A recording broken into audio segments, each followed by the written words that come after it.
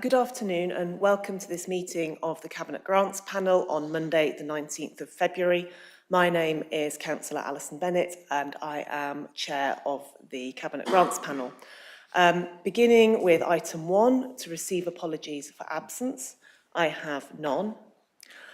Moving on to agenda item 2, declarations of interest. I need to declare that I have an interest on item 7. I have a family member involved in the Hurstpierpoint Gymnastics Club, so I will remain in the chamber, but I will not be voting on that item. I can also see that Councillor Gibson has indicated. Councillor Gibson. Yes, thank you, Chairman. I'm a member of Worth Parish Council, but I've played no part in the submission, so I will be involved in the item and vote on it. Noted. Thank you, Councillor Gibson. Item 3, the minutes of the previous meeting held on the 16th of October 2023. At this last meeting, I was absent, as was Councillor Hobbs, so we are not able to vote on this item. But those of you that were here, could I seek your verbal agreement to these minutes as being correct? Okay, thank you. Item 5 is to receive representations from members of the council on the applications. Councillor Bates is here, but I don't believe you're here to make a representation, in which case we will move on to item 6, which is the release of section 106 contributions. I would like to invite Sally Blomfield to introduce the report. Thank you. Thank you very much, Chair. This report seeks release of Section 106 contributions, 2 applications for brand new release, and the assessment is set out in Appendix A. The second request is to vary schemes that have already been discussed and agreed by Cabinet Grants Panel. 4 are seeking extensions of time to complete projects. 2 are seeking additional Section 106 release monies. We're happy to take any questions. Thank you, Sally. Do any members have questions on this item? I can see no Councillor Gibson. Thank you, Chairman. More of a comment than a question, really, having followed a couple of these items with interest, really, from the point of view of their, if you like, the way that they've operated as a project, because I think that's important by the way in which we ask communities to use 106 funding within their community in order to deliver new facilities. I think the Anstey Village Hall Trust is a very good example, and I have an interest due to the fact that there's an attempt to build a new hall in Crawley Down. And I just wondered whether or not there would be any lessons learned from the way in which the fundraising from that was pursued and the balance between the S106 funding. I think the Haywards Heath Rugby Club, again, as a project level, then I think it's very important to have a grasp of what the overall cost is at the start of the project. And we do from time to time see these applications coming back, wanting more money. And I just wonder whether or not what testing we actually do on really the viability of the cost estimates at the outset of the project.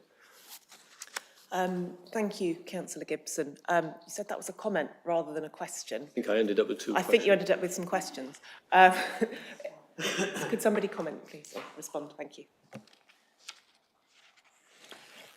Thank you. I think if I start and invite colleagues to add in anything that they think I may have overlooked.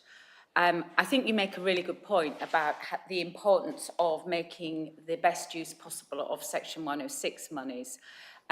It is an important funding stream for our communities, and it's really important that we secure infrastructure from development that our communities are telling us they want, they need, and can evidence.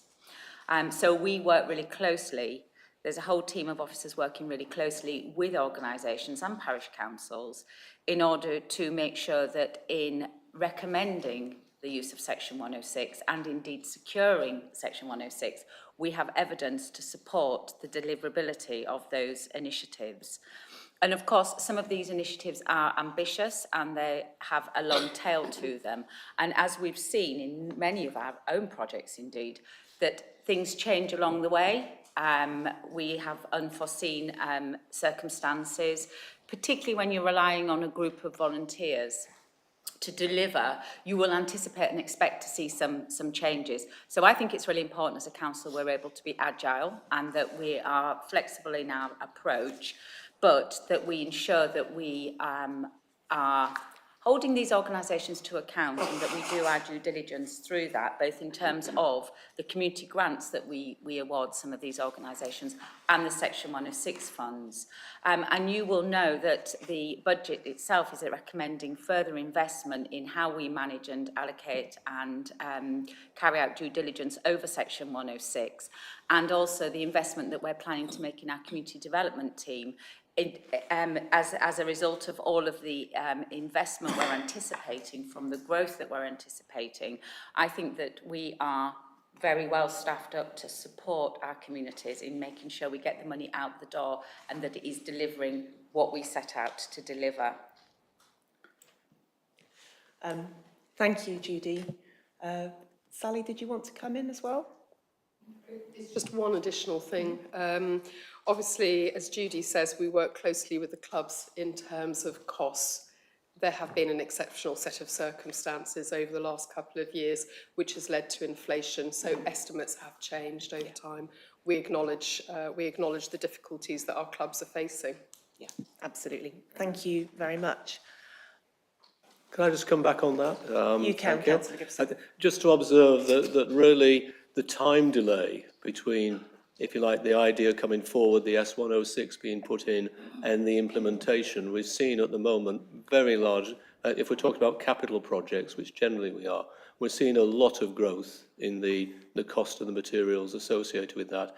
And I think the other point that I wanted to bring out was whether the skills are in the communities in order to deliver the most demanding of projects.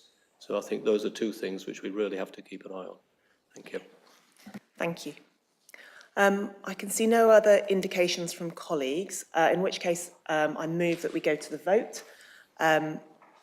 Councillor Cook, are you happy to second that? Yes, I'm happy to second. Thank you. So if we could go to the vote, please.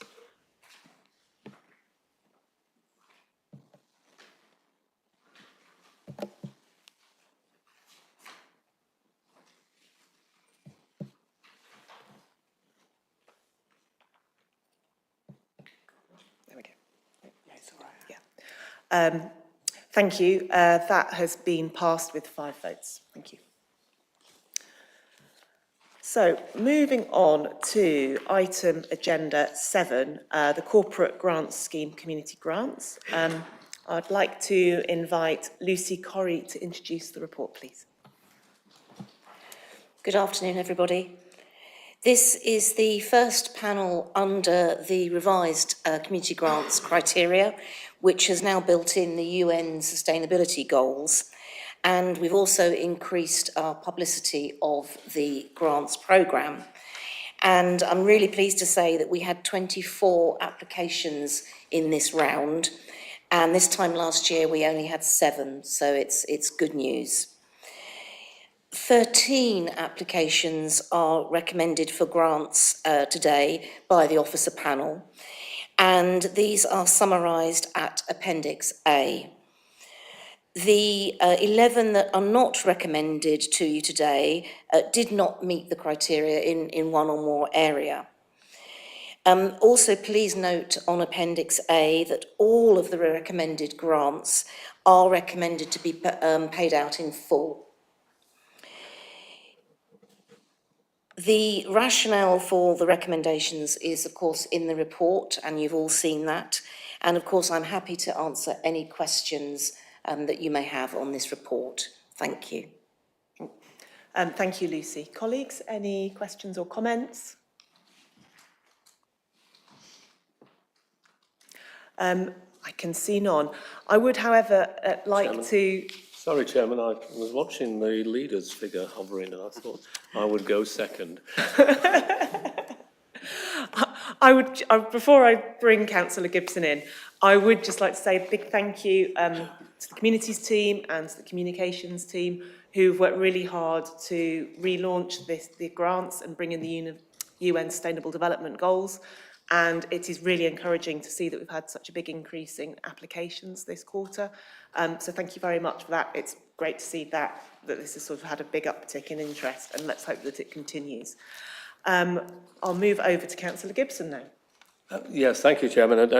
Yes, very good to see such a wide range of applications and such sort of some really good ideas coming through and covering really the whole range of community activities. I can't let the opportunity to pass on the formation of a new repair cafe. I was a bit surprised to see the quoted cost. This is number 12, the Dudley House Trust.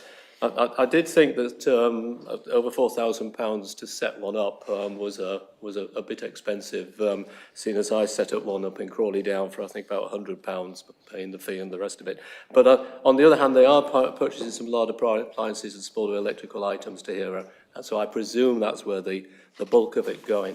But that took me on to the scoring for this. I cannot believe that Dudley House Trust only got 1 on UN sustainability goals.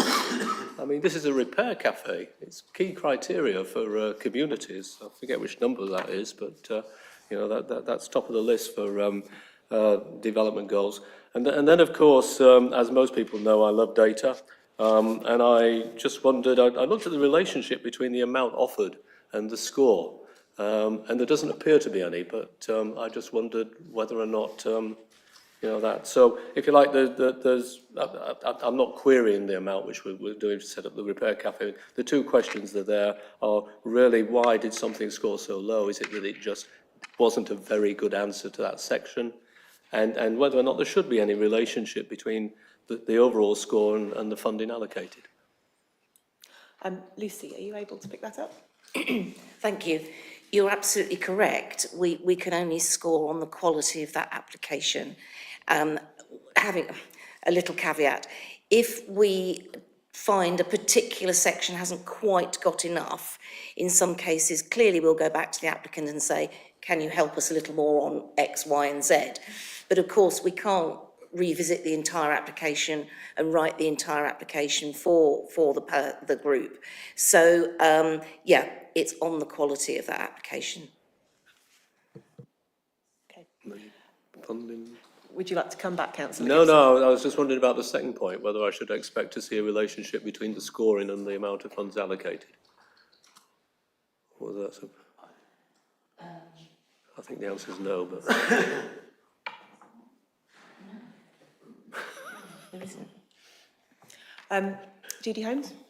I can pick up that second point. I just needed to double check. There is no relationship between the score and the amount offered. Thank you. Moving over to Councillor Eggleston, please.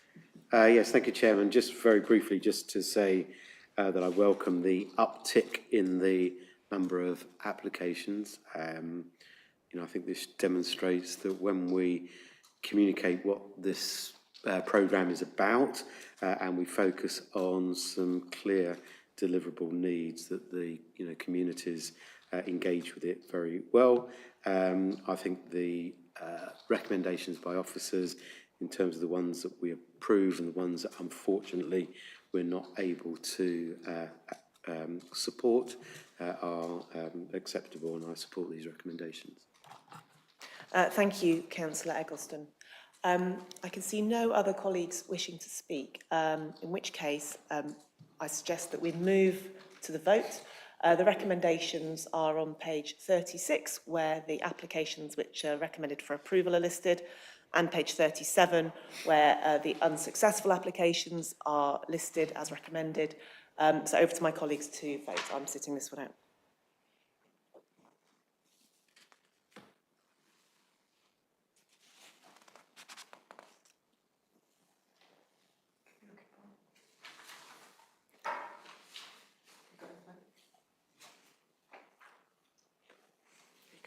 Okay, and the vote is in, and those recommendations have been approved by 4 votes to none. Thank you. That brings us to the end of the agenda, and so it's only left for me to say thank you for attending, and thank you to all the organisations who've made their applications, and I close the meeting at 14 minutes past 1. Good afternoon. Thank you.